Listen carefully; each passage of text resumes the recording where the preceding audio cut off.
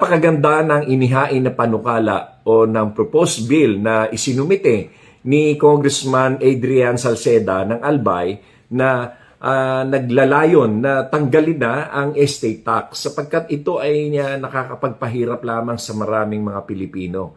Lalo na at sa panahon na sila ay nagdadalamhati, isipin nyo naman, namatayan na, katakot-takot na utang sa ospital, sa doktor, sa mga gamot, at sila ay nag-iisip pa kung paano nilang mababayaran ang mga estate tax.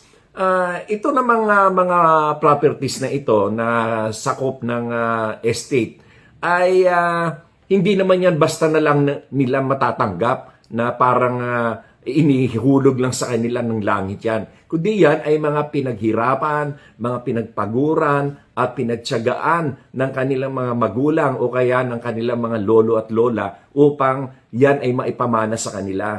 Yan ay pinaghirapan. Ang iba nga dyan ay siguradong binayaran pa ng hulugan at talagang kung ilang taon na yan ay pinaghihirapan nila na mabayaran. Kaya kung papatawan pa yan ng estate tax ay talaga naman napakabigat. At isipin nyo naman, namatayan ka na nga, nag-iintindi ka pa ng mga utang mo sa pagkakamatay, sa pagpapalibing. Pagkatapos ang properties na dapat ay mapunta sa inyo upang mapakinabangan na kailangan pang bayaran ng estate tax, ng pagkamahal-mahal. Kaya tama lamang na tanggalin na talaga yan. Iba naman ang usapan kapag ang isang property na ibibenta ay kailangan patawan ng capital gains tax. Kasi ito naman ay meron silang pakinabang at o kaya ay magkakaroon sila ng pera na kalimitan o kadalasan ay merong tubo sapagkat ang usually na selling price niyan ay mas mataas kaysa naman doon sa kanilang acquisition cost.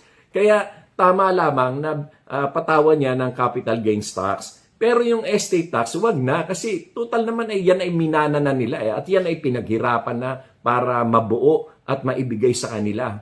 Kaya tama lang ang panukala ni Congressman Adrian Salceda na ito ay tanggalin na.